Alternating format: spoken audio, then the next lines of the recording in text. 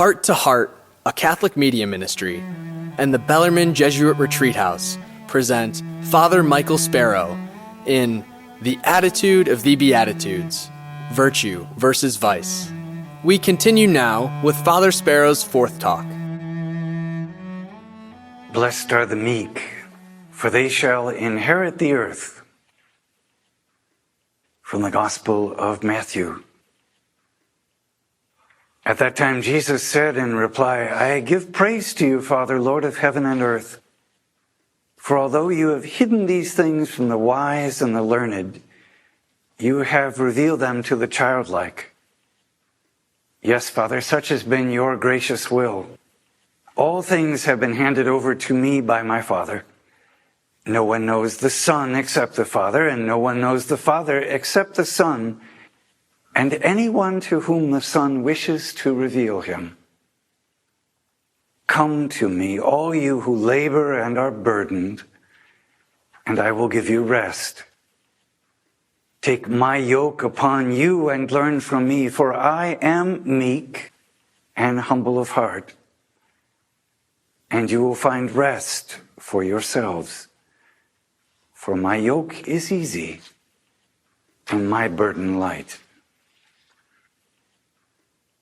Blessed are the meek, for they shall inherit the earth. Chromatius, in his tract on Matthew, writes, the meek are those who are gentle, humble, and unassuming, simple in faith, and patient in the face of every affront. Imbued with the precepts of the gospel, they imitate the meekness of the Lord, who says, learn from me, for I am meek and humble of heart. I think that's a very good definition of what it means to be meek. Gentle, humble, unassuming, simple in faith, patient in the face of every affront, and yet imitating the Lord Jesus. I also like what Peter Kreeft wrote in his book, Back to Virtue. He wrote, to see what meekness is, you must not look at meekness, but at Christ. Saying meekness is this or that sends you to concepts, which are pale copies of reality. Saying Jesus is meek sends you to the very living reality of it. Doesn't that say it well? That virtue of meekness, Jesus applies to himself in Matthew chapter 11. Jesus calls himself very directly in this passage, meek and humble of heart. Sometimes when we think of meek, we think of those who are pushovers, who can't stand up for themselves. But that certainly could never be said of Jesus. Meekness has to do with a gentle strength. Jesus knew who he was.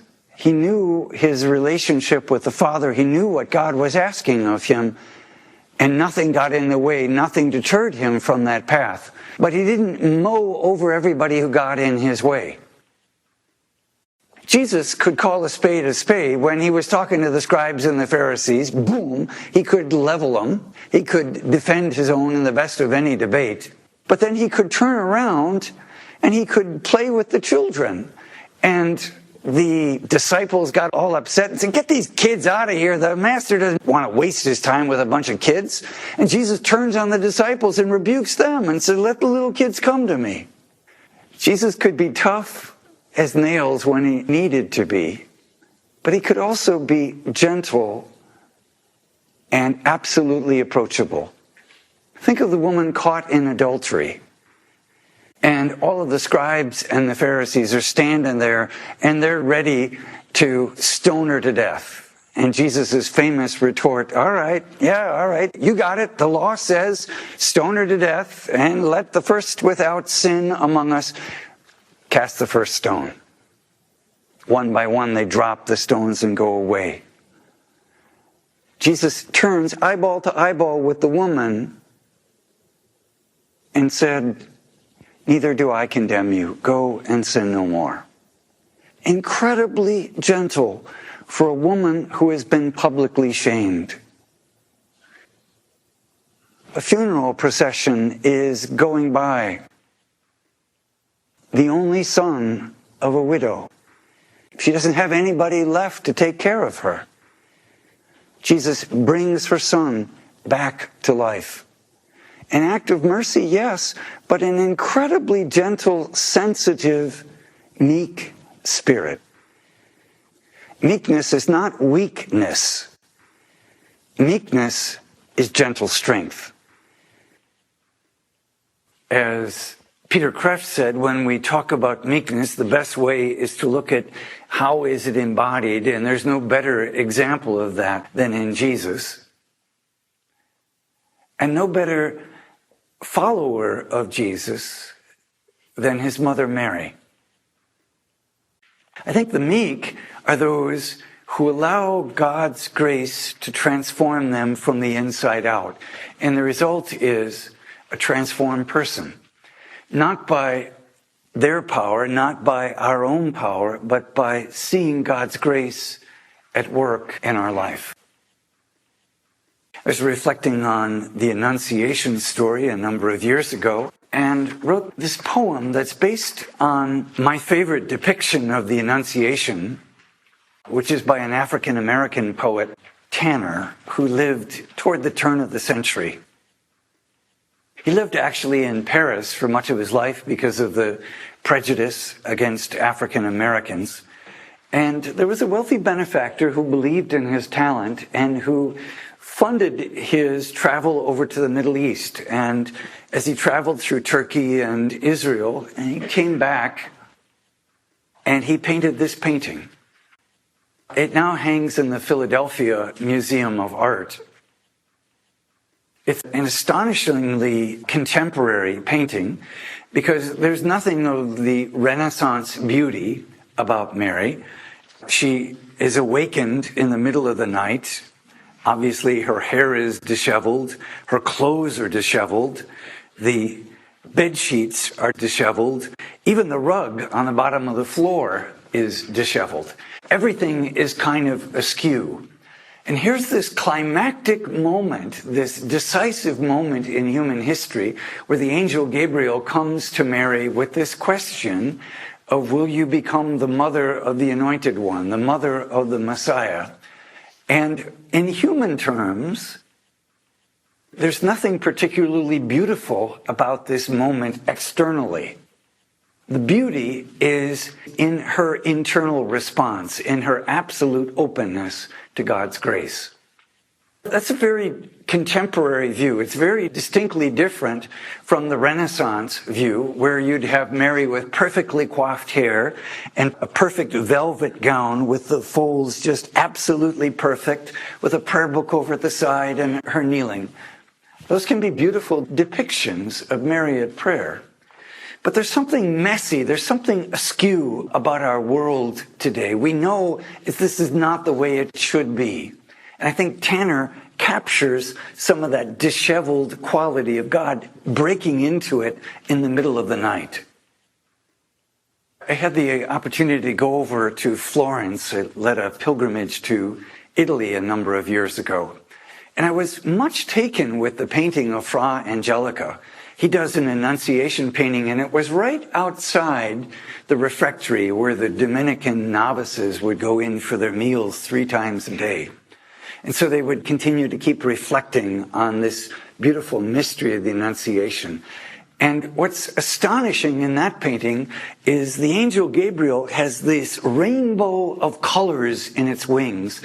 And Fra Angelica actually put glitter in the painting. It can't be pictured in any reproduction. If you go there and you see the original just moving from side to side, what flashes out are these flashes of color from Gabriel's wings, painted in great, great detail.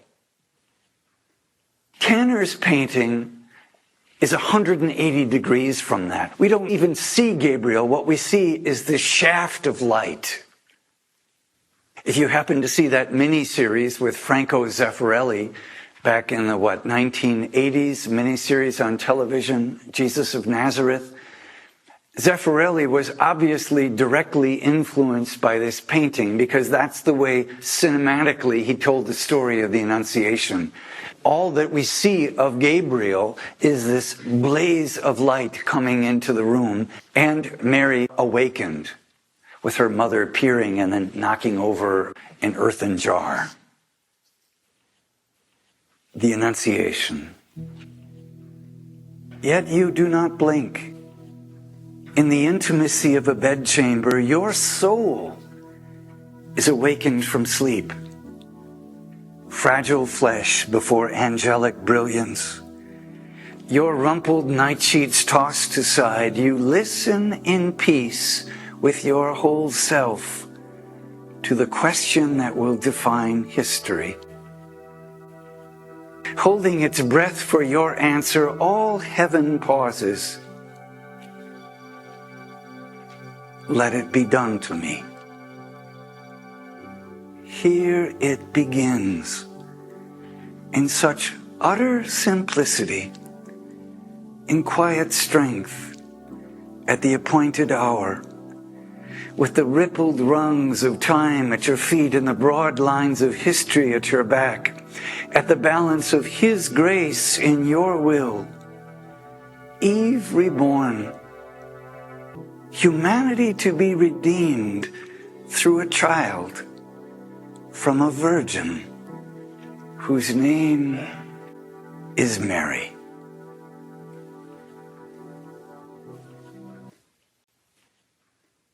Meekness is gentle strength.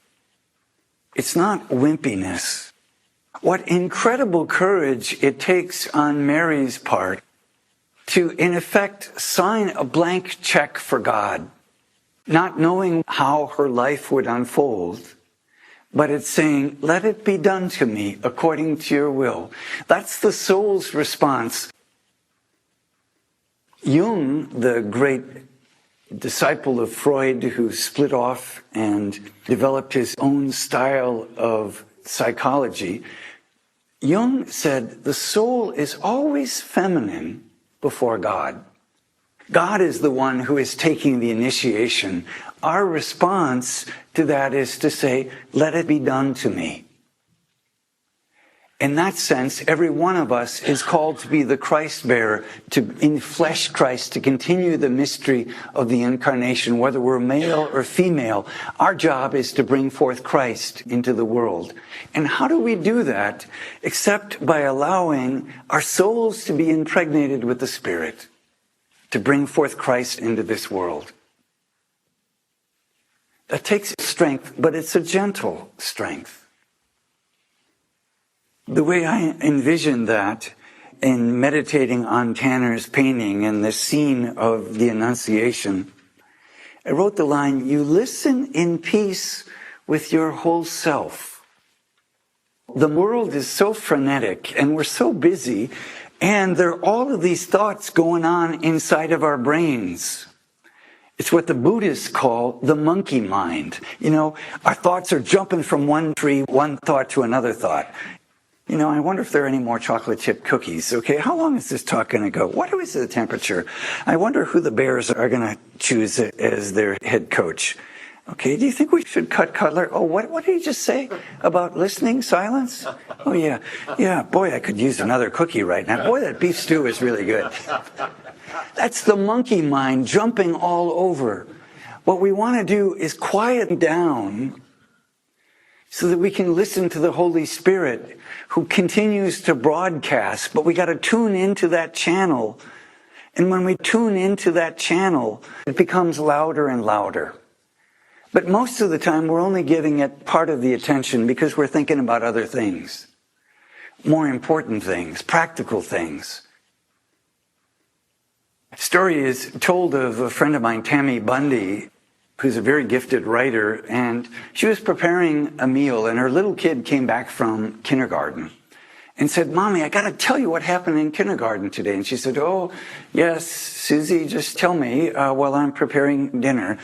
And her child started to tell the story, and Tammy's busy with, and she said, oh, that's good, that's nice. And she said, Mommy, listen to me.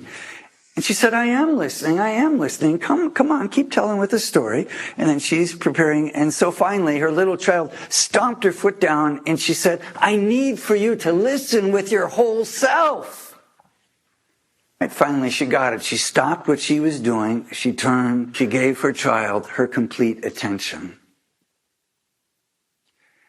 How rarely do we stop what we're doing and give our entire attention to God? That's what we're praying to be able to do, and it's a hard discipline. To put our own egos, to put our own agendas, to put our own expectations on the shelf, and just come before God and say, here I am. What do you want? Jim Forrest, in his book, The Ladder of the Beatitudes, writes, there is radiant meekness in Mary's response to the angel Gabriel. I think Tanner captures that radiance, the radiance of the angel Gabriel reflected in Mary's face. Radiant meekness in Mary's response to the angel Gabriel. Here I am, the servant of the Lord. Let it be with me just as you have said. In all its meekness, no other act in human history has had such significance. Through Mary, our Creator becomes one with us in the flesh. In Christian iconography and Christian symbology, we talk about Jesus as the sun, as the light, Jesus as the bright star, Mary as the moon. I love that image because I think it captures a deep theological truth. The sun, or any star, generates its own energy. It creates its own life. But the moon is a dead planet. There's no life on the moon. And it doesn't generate its own light, but it reflects the light of the sun. And in the night sky, there's such a beauty to the gentleness of moonlight. It's not the blazing light of the sun.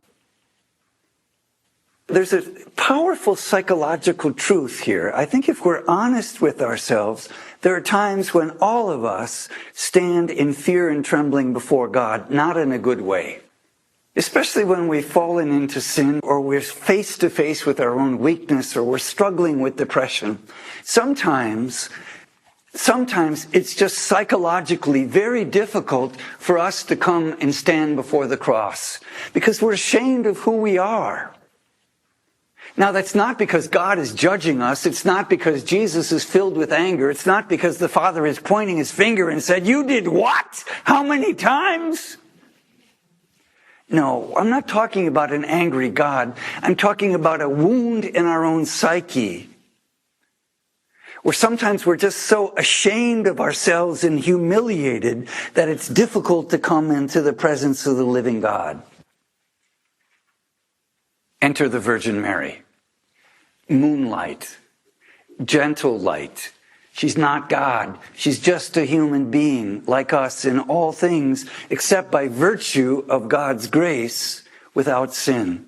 It's the human race being given another chance. We talk about her as the second Eve. Created just as Adam and Eve were created without sin. So God creates this person once again and says, here's another chance for the human race.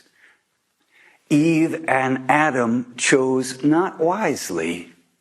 They believed the deception. Mary chose wisely to believe the Father of truth. Let it be done to me. That gentle light leads us to the Christ. Properly understood, Marian theology, Mariology, doesn't take away anything from Jesus. It leads us by that gentle light to the Christ.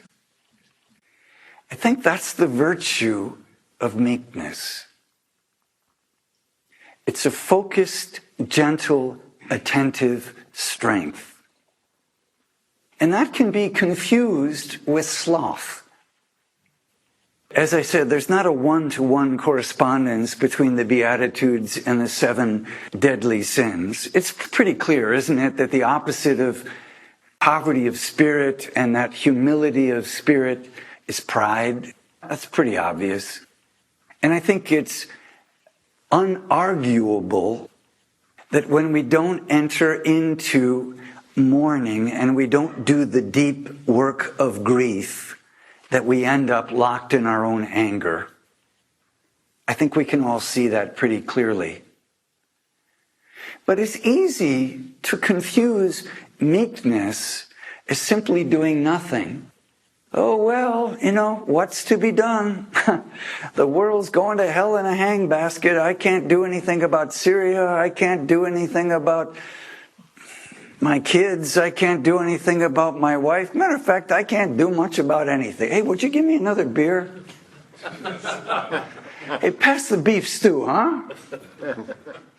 Boy, that was a good meal. I wonder what's on television right now. Oh, God, it's your universe. It's your world. I'm going to let you take care of it. God bless you. I love you, kid. Okay, time for a nice winter nap. Oh, yeah. Boy, it's a shame what's going on over there.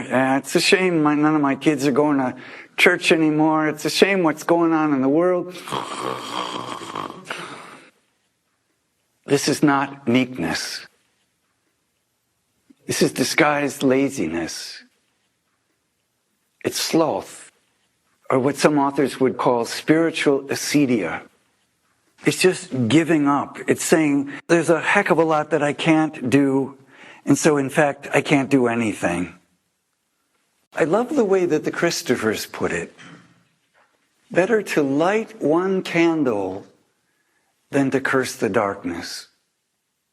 We may not be able to do a lot about a lot of areas of life, but we can do something about some areas of our life. And that something is what we're called to do. And it takes humility to be able to say, this is my gift, this is my talent, this is what I can contribute, and I'm going to do it to the best of my ability. Every one of us is created with a unique thumbprint. Every one of us is created with gifts and talents. God doesn't create junk. God doesn't make mistakes. Every one of us is created in the image and likeness of God. We're unique human beings. We make an incredible difference. The story is told of a person who was walking along the seashore after a riptide had come through and devastated the fish population. And there are all these dead fish. And some of them were still alive. They had just been tossed up on the shore by the storm and the tide, and they're flopping around. And this kid is walking around throwing the fish that were still alive back into the water. But there's hundreds of them. There's thousands of them. And this wise old man comes by and he sees the kid bending over, throwing the fish back in. He said, "Kid, what are you doing?" He said, "What do you think I'm doing?" "Sir, I'm throwing the fish back in the water." The guy says, "There's thousands of these fish. You're never going to be able to throw back all these fish. What the hell difference does it make?"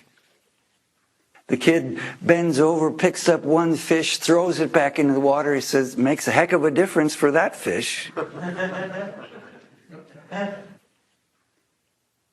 There's a lot we can't do in this world. But that doesn't mean that we can't do something and do that something very well. I believe the call of this beatitude is to be humble enough to be able to recognize that I do have gifts and I do have talents. And yeah, he may be more talented than me, and she may be richer than me, she may be more good looking than me, or whatever. But these are the gifts and the talents that God has blessed me with, and I can use those in a gentle, humble, strong way to make a difference in this world. I think that's part of the call of this beatitude.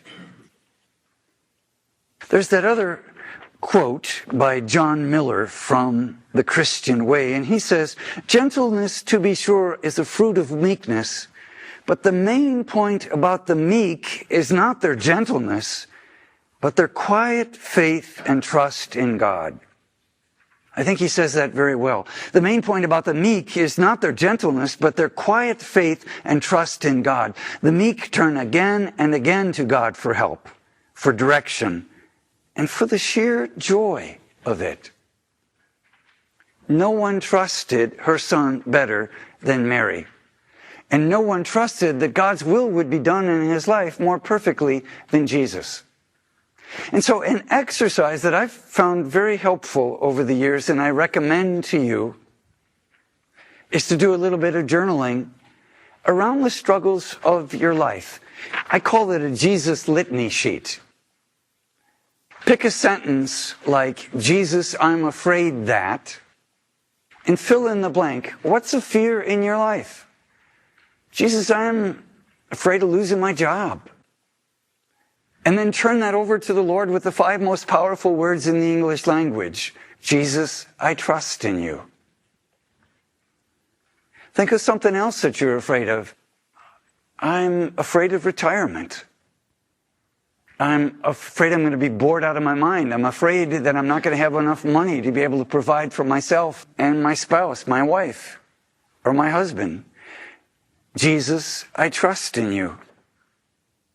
Name something that makes you angry. Jesus, I'm angry about what's going on in Washington right now. I'm angry at the political stalemate. Turn that over to the Lord. Jesus, I trust in you. Jesus, I'm angry at the way my kids behave. They don't go to church anymore. Jesus, I trust in you.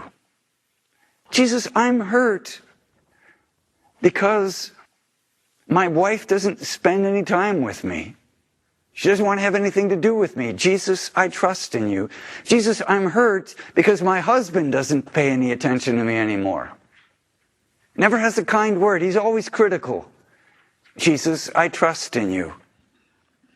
Name your anger, your hurt, your worries, your fear, your joy, your sorrow.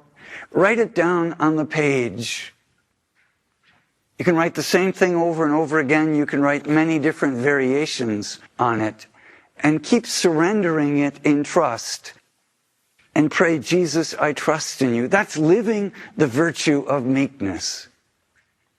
As Miller says, the characteristic of the meek is this overriding trust, not in our own power, not in our own strength, but that God is going to work in us and through us. Blessed are the meek, for they shall inherit the earth.